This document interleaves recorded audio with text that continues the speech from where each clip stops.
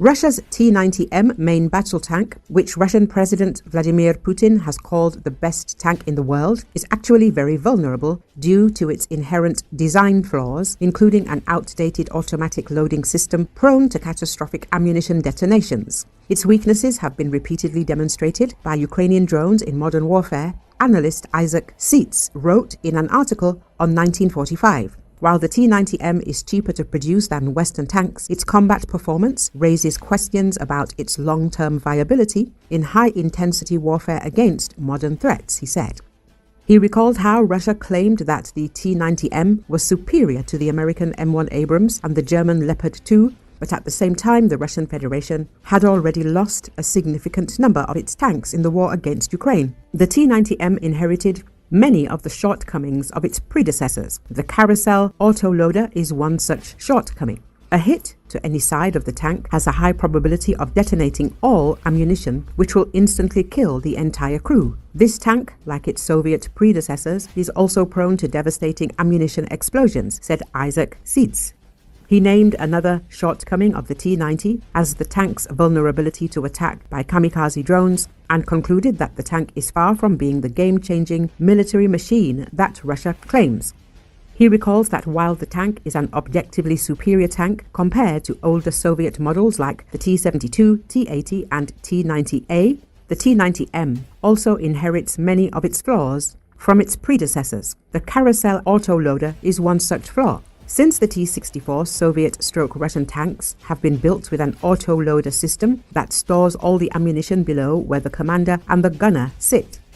Despite its flaws and high casualties, Russia continues to produce and field T-90Ms. Performance in Ukraine aside, this tank does possess a number of strengths compared to the older Soviet models. It features modern fire control systems which help it to fire more accurately even at distances of over 5 kilometers. The tank also possesses modern thermal and night vision sights, the lack of which proved fatal for the T-72 during the Gulf War.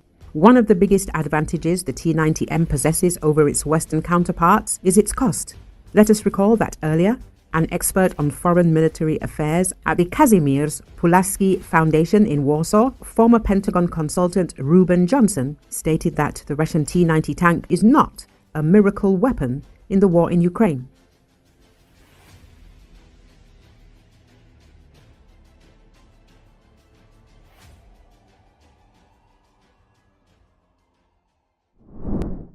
Ukrainian President Volodymyr Zelensky said Saturday that excluding his country from talks between the US and Russia about the war in Ukraine would be very dangerous, and asked for more discussions between Kiev and Washington to develop a plan for a ceasefire.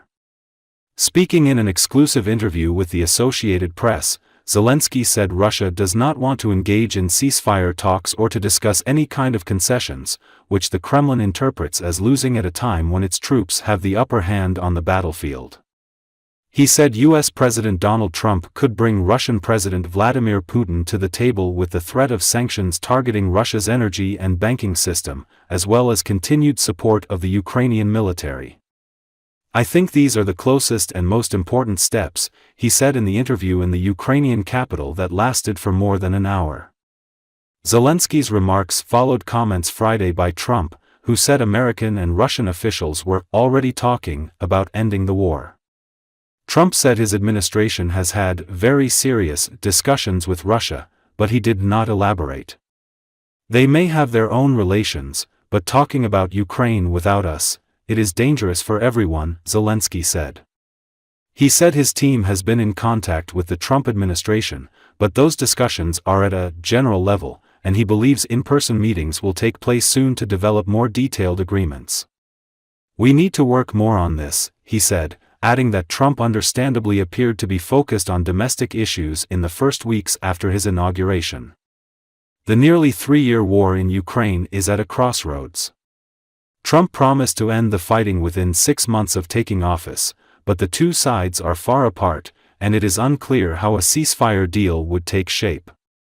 Meanwhile, Russia continues to make slow but steady gains along the front, and Ukrainian forces are enduring severe manpower shortages. Most Ukrainians want a pause in fighting to rebuild their lives. The country faces near-daily Russian attacks on homes, and strikes on power systems have plunged entire cities into darkness. Millions of Ukrainians have been displaced, unable to return to their homes after vast tracts of the country's east have been reduced to rubble. Nearly a fifth of Ukraine is now occupied by Russia. In those areas, Moscow-appointed authorities are swiftly erasing any hint of Ukrainian identity. With Trump back in the White House, Ukraine's relationship with the U.S., its largest and most important ally, is also at a tipping point. In an initial phone call with Trump during the presidential campaign, Zelensky said, they agreed that if Trump won, they would meet to discuss the steps needed to end the war. But a planned visit by Trump's Ukraine envoy, Keith Kellogg, was postponed for legal reasons, Zelensky said. That was followed by a sudden foreign aid freeze that effectively caused Ukrainian organizations to halt projects. I believe that, first and foremost, we hold a meeting with him, and that is important. And that is, by the way, something that everyone in Europe wants, Zelensky said, referring to a common vision of a quick end to the war. After the conversation with Trump, we should move on to some kind of format of conversation with Russians. And I would like to see the United States of America, Ukraine, and the Russians at the negotiating table. And, to be honest, a European Union voice should also be there. I think it would be fair, effective. But how will it turn out, I don't know. Zelensky cautioned against allowing Putin to take control over the war, an apparent reference to Russia's repeated threats of escalation during President Joe Biden's administration. Without security guarantees from Ukraine's allies, Zelensky said, any deal struck with Russia would only serve as a precursor to future aggression. Membership in the NATO alliance, a long-standing wish for Kiev that Moscow has categorically rejected, is still Zelensky's top choice. NATO membership is the cheapest option for Ukraine's allies, and it would also strengthen Trump geopolitically, Zelensky argued. I really believe that these are the cheapest security guarantees that Ukraine can get, the cheapest for everyone, he said. It will be a signal that it is not for Russia to decide who should be in NATO and who should not, but for the United States of America to decide. I think this is a great victory for Trump, he said, evidently appealing to the president's penchant for winners and business deals. In addition, Zelensky said, Ukraine's 800,000-strong army would be a bonus to the alliance, especially if Trump seeks to bring home U.S. troops who are stationed overseas.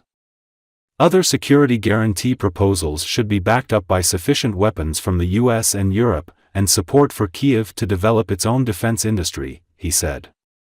Але, на мою думку, треба більше, щоб у нас був результат. А для нас результат, я розумію на сьогодні так, принаймні, я розумію, що у нас спільне бажання, щоб ця війна закінчилась. Українці хочуть цього більше, ніж будь-хто в світі. Так, тому що війна у нас і жертви наші люди, наша незалежність і все це постійно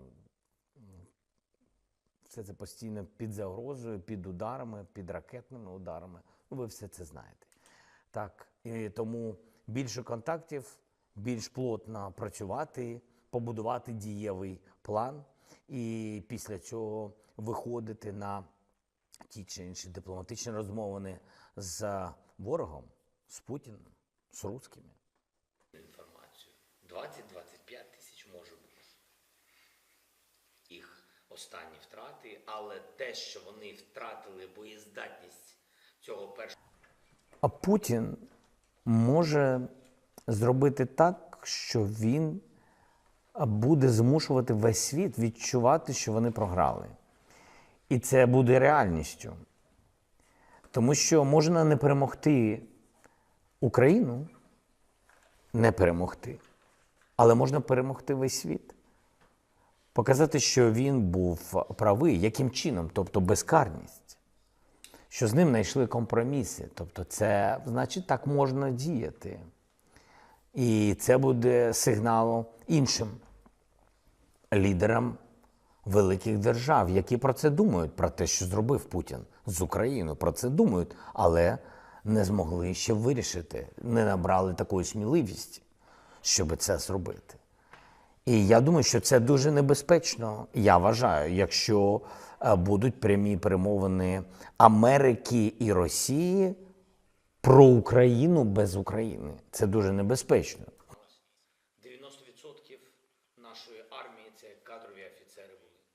Напевно, вони можуть їх пустити, відновити тощо. Це може Так, було кілька у нас контактів на рівні його Special Envoy, і також Келлог, Вальц і вайс-президент. Також був у нього контакт з моїм головним радником, головою офісу мого. Якісь контакти є, вони були також дуже непогані, але все одно все це було про загальні речі. Більш детальні домовленості можуть бути між мною і президентом Трампом. Я вважаю, що це дуже важливо, нам над цим треба більше працювати. Я розумію, що він зараз сфокусований над внутрішніми питаннями. Він це обіцяв своїм виборцям, це його особисте право, і я все це розумію. До міжнародної адженди, а не на папері, що вони є, вони якось численно. Потрібно розуміння кількості і якості цього континенту. Виробництва зброї Сполучених Штатів по ліцензіям Сполучених Штатів, але внутрішніми компаніями. Чесно, не знаю чітку дату. Так, для нас важливо, щоб це відбулося найближчими тижнями, найближчими датами. Це для нас важливо. Я думаю, все це станеться. Підтверджено нашими двосторонніми контрактами краще втрачати ті чи інші дрони в великій кількості роботи. І вони будуть поширювати це. І це факт. Він точно буде боятись прямих перемовин з нами. Я думаю, що для нього в його голові це його програш, його слабкість. Він буде боятися цього. І тому він буде робити все, щоб показати, що це війна, знов-таки це старі його наративи, що це війна Заходу і Росії. Він не може визнати, що він реально програє Україні. Він не переміг Україну, а значить він програє. А визнати це він не може. І це конкретний союз проти України і проти виборчої кампанії. Ми домовлялися, що після того, як він... На НАТО, ви знаєте нашу позицію. Ми вважаємо, що НАТО не просто бажаний союз для України. У нас дуже прагматичний підхід. Я дійсно вважаю, що це найдешевші гарантії безпеки, які може отримати Україна. Найдешевші для всіх. Я б сказав, тут для трьох сторон. Для Заходу, передусім для Сполучених Штатів, які є лідерами НАТО, так? Для України і, якщо чесно, для Росії. Хоча я не хочу про них думати, що там з ними буде. Але ми повинні думати, і я як президент повинен думати, щоб війна і агресія не повторилась. З НАТО це можливо.